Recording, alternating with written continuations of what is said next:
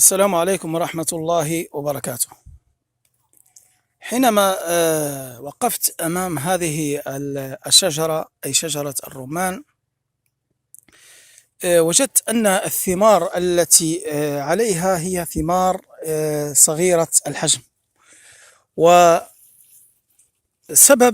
ذلك أن صاحب هذه الشجرة قد قام بتعطيشها خوفا من تشقق ثمارها. والسبب هذا قد ذكره الكثير من الإخوة في بعض الفيديوهات على اليوتيوب وغيرها من شبكات التواصل، أن سبب تشقق الثمار هو ناتج عن زيادة في الري. ولكن على الرغم من أن هذه المسألة هي مسألة صحيحة وثابتة علميا، إلا أن هناك بعض الأسباب الأخرى التي جهلها الكثير من الإخوة على الرغم من أهميتها، وخاصة في أشجار الرمان. فمثلا من الأسباب التي يجهلها الكثير أن فترة السقي أو الوقت الذي تقوم به بسقي الشجرة له دور كبير في عملية نجاح الثمرة أو عملية تشققها. فمثلا كلنا يعلم أن الشمس والقمر لديهما تأثير كبير على الأجسام والكائنات الموجودة على سطح الأرض، ومن هذا التأثير تأثير القمر، بحيث أن القمر يؤثر على كل الأجسام التي تحتوي على المياه، فتتضخم أو يتضخم حجم الماء الموجود في أي شجرة أو في أي ثمرة أو أي جسم يحتوي على نسبة من الماء.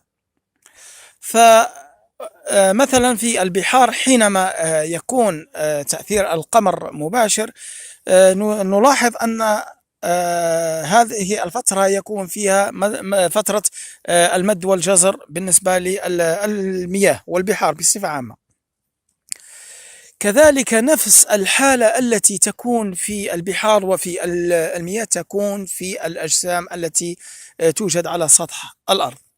فمثلا حينما تقوم بسقي الثمار أو سقي الأشجار في الفترة التي يكون فيها القمر بدر ويكون تأثير القمر تأثير مباشر، فتجد أن الطبقة الخارجية للثمرة قد جفت نتيجة سطوع أشعة الشمس في الصيف عليها، فهذه الثمرة تقوم بعملية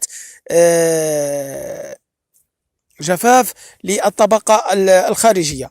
وحينما تقوم بسقي الشجرة فهذه الثمرة تقوم بكسب كمية كبيرة من المياه.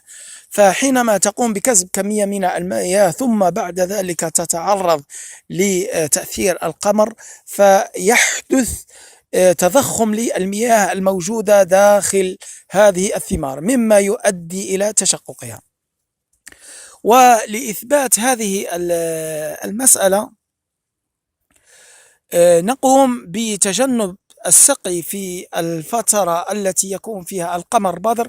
ستلاحظ أن هناك فرق كبير ما بين النتيجة الأولى والنتيجة الثانية، ولهذا كان أجدادنا في القدم لا يقومون بسقي أشجارهم وسقي مزارعهم، وخاصة الثمار التي تحتوي على نسبة كبيرة من الماء، لا يقومون بسقيها في الفترة التي يكون فيها القمر بدر. وحينما يرون تشقق في أي ثمرة من الثمار يقولون أن هذا ناتج عن القمر وناتج عن تأثير القمر. ولهذا إذا أردت أن تتجنب تأثير القمر يجب أن لا تقوم بسقاية الأشجار في الفترة التي يكون فيها القمر بدر.